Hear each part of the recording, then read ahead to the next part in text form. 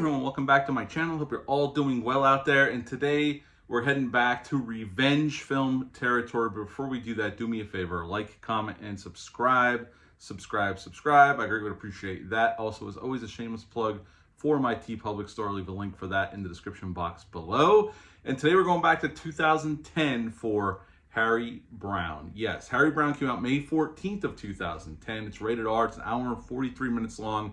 Had a budget of $7.3 million, and upon release, it made a little over $10 million. This film is Daniel Barber. This was also produced by Matthew Vaughn, who directed the Kingsman movies and some other stuff, and produced some of Guy Ritchie's movies, Layer Cake, and directed Kick-Ass movie, the first Kick-Ass movie. In this film, we had the great Michael Caine as our title character, Harry Brown. We got Emily Mortimer playing Detective Frampton. Sean Harris is in this film as a drugged-out scumbag playing Stretch, and Liam Cunningham plays Sid. He owns this pub that Harry Brown frequents on his day-to-day life.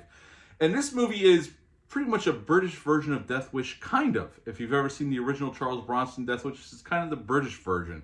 And we're going to get into it. Basically, Harry Brown is he was a Royal Marine in a previous, when he was younger. His wife is in intensive care, and he's a retiree, pensioner as they call them in Great Britain. And he's living on this kind of rundown, decaying estate. Although his apartment is very much well kept and looks nice. But there's a lot of problems around. A lot of young thugs run around shooting people and harassing the neighbors.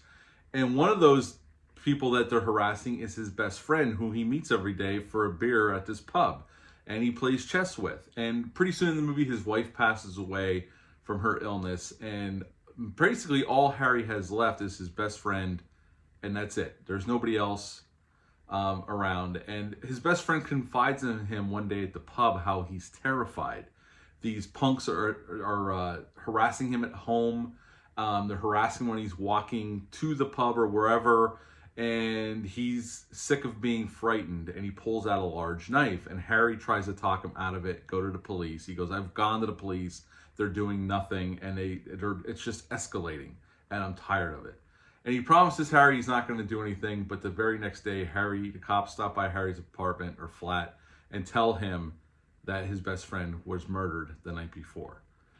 And this is pretty much one of those stories where Harry has so much loss. In his life, and he's lonely, and now everything that he had left is getting taken away by basically the street trash, these punks that are selling drugs, doing really very awful things.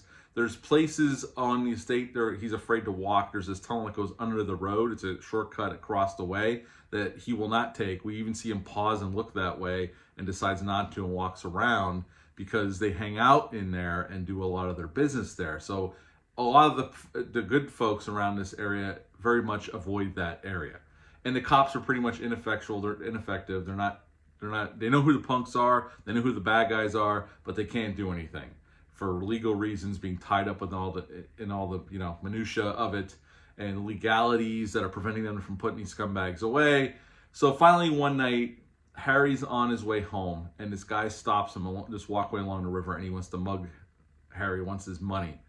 And he has a knife. And some of Harry's training comes back to him in a moment's notice. He's pretty drunk. He just lost his best friend. And he turns the knife on the attacker and stabs him in the heart and kills him.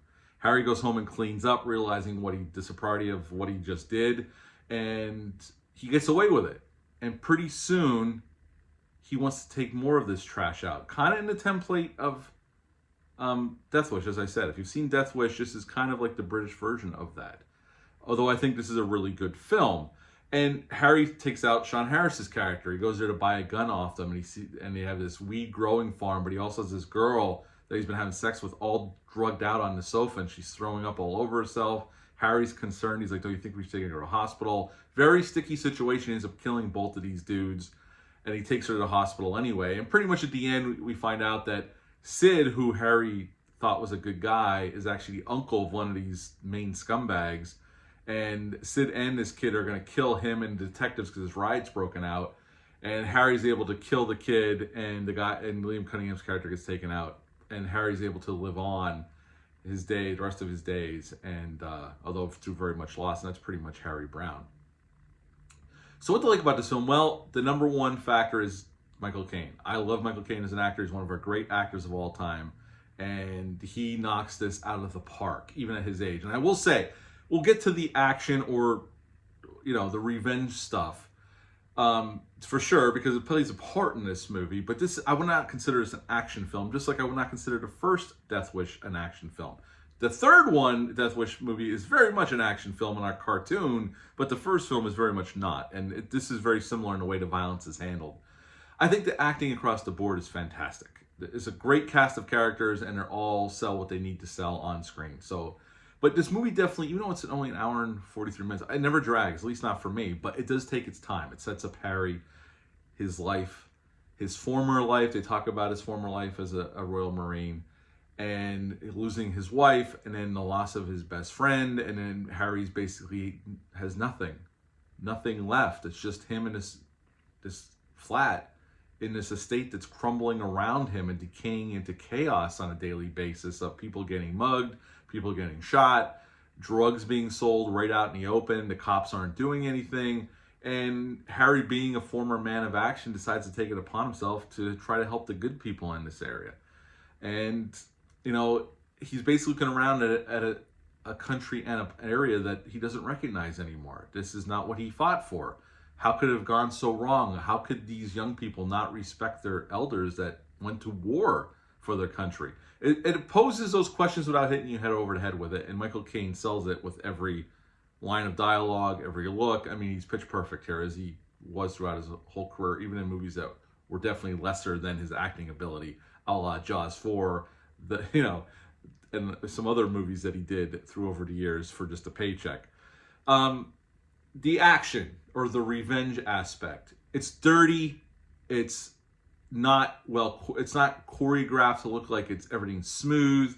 It's very much down and dirty, as you would expect from an elderly gentleman trying to take out some of these people. So it's handled in a way that's more believable. Like, Harry's not John Wick. So it's handled in a way that you can buy that this elderly gentleman with military training could pull some of these things off. So I appreciated the filmmakers keeping it grounded and gritty in that way.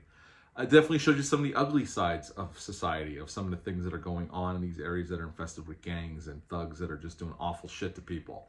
So they definitely don't shy away from any of that. And then there is a little bit of a hopeful side. It's not all dour, not all nihilistic. They definitely do give you some hope towards the end of the film. Overall, I think this is a really good movie. It did okay upon release considering the budget. It was I don't see too many people talking about this one. But if you've never seen it, I don't know if it's streaming anywhere. I own this Blu-ray still available. I've had this Blu-ray since 2011. And the only reason I was interested in this movie because I read about it and Michael Caine. That's the two things that sold me on it. I like revenge movies, and this is a pretty damn good one, and you could do a hell of a lot worse. Now, Michael Caine actually was in the army for Great Britain. He served in the Korean War. So he when he read the script, he kind of liked, he could see himself in Harry, and that's why he decided to take the movie. Other than that, I have no more trivia. This was a British production, so some of the things online are very limited of what I can find out about this one. But I do like this movie. Do I think it's perfect? No, but I think it gets so much right, and the acting is so well done, and I think the director does a nice job here with this movie, that I'm going to give Harry Brown a 9 out of 10. 9 out of 10 for Harry Brown. Have you ever heard of this film? Leave a comment down below. Let me know. Hit the thumbs up, hit the subscribe button, share this video. I greatly would appreciate that. That's it for this review, but until next time, bye.